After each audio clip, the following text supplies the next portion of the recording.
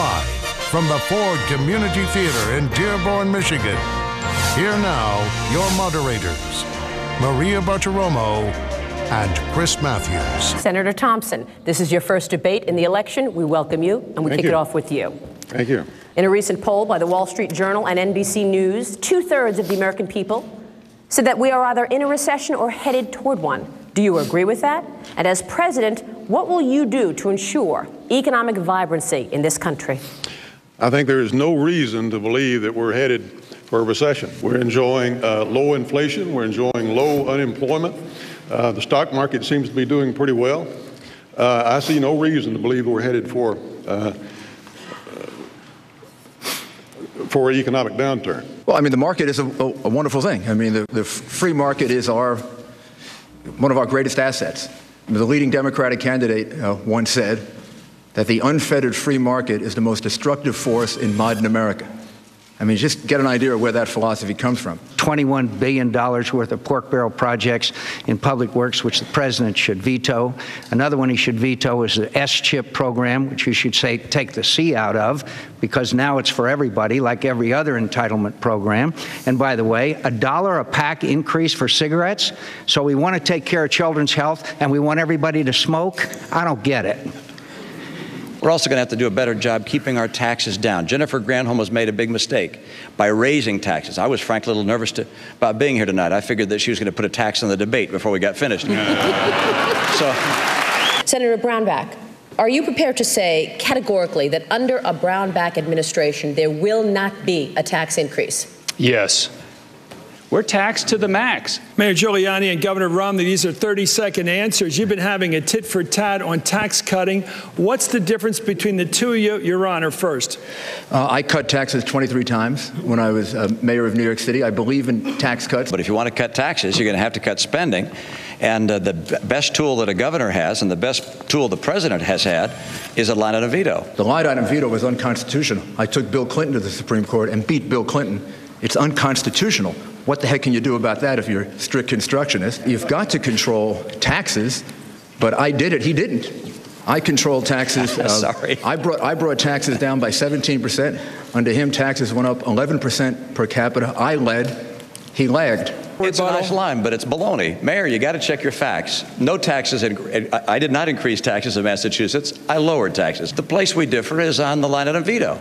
I'm in favor of the line item veto, line item veto, line item veto, line item veto, line item veto, line item veto. The line item veto is unconstitutional. I took President Clinton to court, and I beat him. And I don't think it's a bad idea to have a Republican presidential candidate who actually has beat President Clinton at something. The problem is, my friend, the American people no longer have trust and confidence in us that we will fix anything. How do the Republicans win back confidence on the economy, Governor Romney? First, by being confident.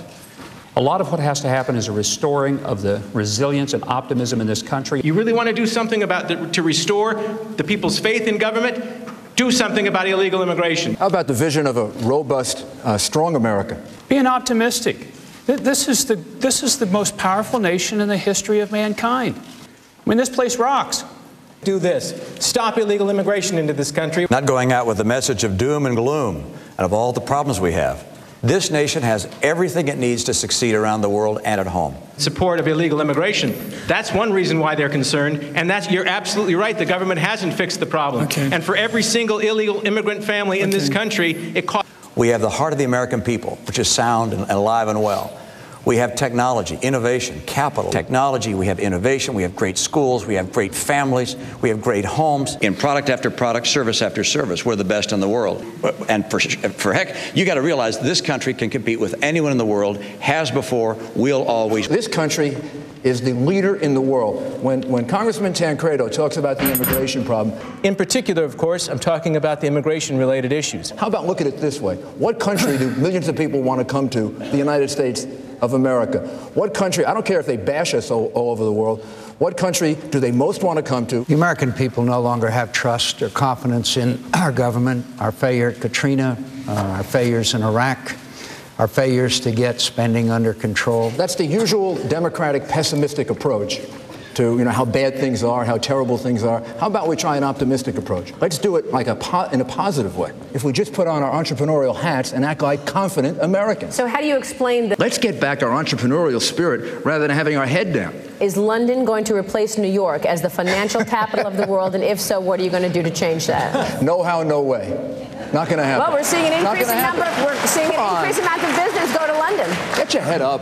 Let's stop all this stuff with the head down. London going to replace New York? Give me a break. Of course London's not going to replace New York. Well, the number of IPOs is higher in London in 2007 than in New York. Is the UK going to replace the United States of America? This is the strongest economy on earth. It's the last best hope of humanity. Is this country the hope of the world? Absolutely. The future is going to be even brighter than our past, and I'm entirely convinced of that. Governor Romney, what is the greatest long-term threat to the U.S. economy? A sense of optimism. Mayor Giuliani, foreign acquisitions in the United States are headed for a record in 2007, and yet some money is still turned away. A Dubai company could not acquire our ports. A Chinese company could not acquire Unical. Has this country become protectionist, or are there serious, real national security concerns? Well, I think we're on a verge of going in one direction or another. So, yes or no, should a Dubai company be able to own 20% of NASDAQ? Sure, if they are considered to be safe. If there's no conflict with national security, certainly yes. Yes, of course. They have to pass the required security requirements and everything like that. Of course, you let a country invest in the United States, because we're going to have to stop thinking always in terms of defense and trying to keep other people out. Immigration issues. The answer is yes. Dubai would own 20% of NASDAQ. Congressman Hunter.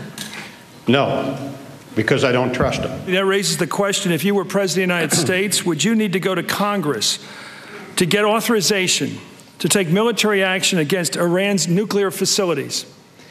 You sit down with your attorneys and tell you what you have to do, but obviously the President of the United States has to do what's in the best interest of the United States to protect us against a potential threat. The President did that as he was planning on moving into Iraq and received the authorization of Congress. Did he need it? We're going to let the lawyers sort out what he needed to do and what he didn't need to do. This idea of going and talking to attorneys totally baffles me. Why don't we just open up the Constitution and read it? You're not allowed to go to war without a declaration of war. You know, Mayor, that Hillary Clinton has proposed legislation. She's co-sponsored legislation to do just this, require the President to come to Congress for any decision to go attack a nuclear facility in Iran. It really depends on exigency of the circumstances and how legitimate it is that it really is an exigent circumstance. It's desirable, it's safer to go to Congress, get approval from Congress. If you're really dealing with an exigent circumstance, then the President has to act in the best interest of the country. Now, you asked me about Hillary Clinton. At the last Democratic debate, Hillary Clinton was asked by Tim Russert whether she agreed with my position on Iran. She was asked, would you take a strong position that Iran will not be allowed to become nuclear, and that we would use a military option if we had to, and she didn't answer the question. Would you make a promise as a potential commander-in-chief that you will not allow Iran to become a nuclear power and will use any means to stop it? Well, what I have said is that I will do everything I can to prevent Iran from becoming a nuclear power, including the use of diplomacy, the use of economic sanctions, opening up direct talks. We need a concerted, comprehensive strategy to deal with Iran. We haven't had it. We need it, and I will provide it. We haven't even tried. That's what is so discouraging about this. So then you have the Republican candidates on the other side jumping to the kind of statements that you just read to us. The answer is yes, we would. Iran is a greater danger than Iraq. Iraq cannot be seen in a vacuum, and we have to be willing to use a military option to stop Iran from becoming nuclear. This is just war propaganda, continued war propaganda, preparing this nation to go to war and spread this war not only in Iraq but into Iran unconstitutionally. It is a road to disaster. Mayor Giuliani, would it be good for the country, for the voters of the country, to have a third-party option?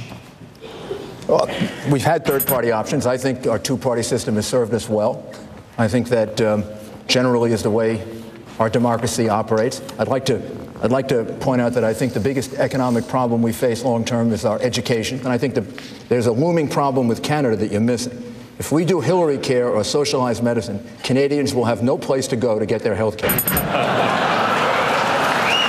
And vis-a-vis meeting with most likely Hillary Clinton, I can't wait to talk about the fact that I spent my life in the economy. I can't wait to debate with her because I've done it. She's just talked about it. Hillary Clinton, that the governor mentioned, wants to put a lid on us. She wants to put a lid on our growth. We want to give people freedom. And the way we improve something is not by putting more government into it. Of course, that's what Hillary Clinton wants to do. Hillary Care is government gets in and tells people what to do from the federal government standpoint. We're not going to spend more money. Hillary Clinton plan costs $110 billion.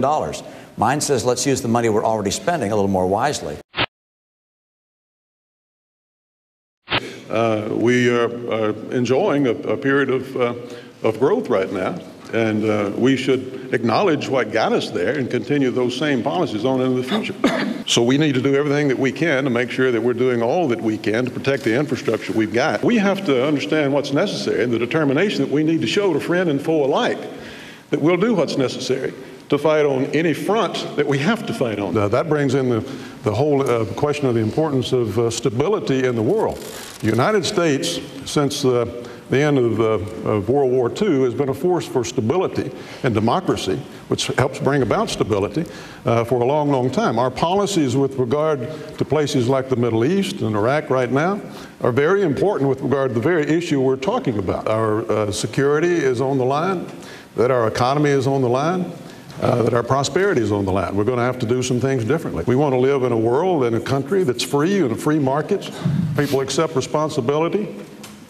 People who play by the rules and work hard can expect to live the American dream. If they need help in this country, they get help, and those who can help themselves are expected to do so. Senator Thompson, what are the dangers of a weak dollar? Dangers of a weak dollar is that it will damage us internationally. We've got to have a strong dollar because of the creditors that we have there. Tell me about the Prime Minister of Canada. How would you get along with? Who is the Prime Minister of Canada? Harper. Okay, tell me about him. Prime Minister Harper. What's your relationship going to be? You always ignore that relationship. But our relationship is fine. Yeah. Just leave it alone. Just leave it alone. The challenges that we're going to face internationally, especially in the future, are going to require our working better with our allies and realizing, for example, that in the global war on terror, this is a fight by the forces of civilization against the bad guys. Senator Thompson, you seem to be one of the few that is willing to talk specific. Our thanks to the audience today. Our thanks to the candidates. Gentlemen, thank you very much. From Dearborn, Michigan, good night. Good night, everybody.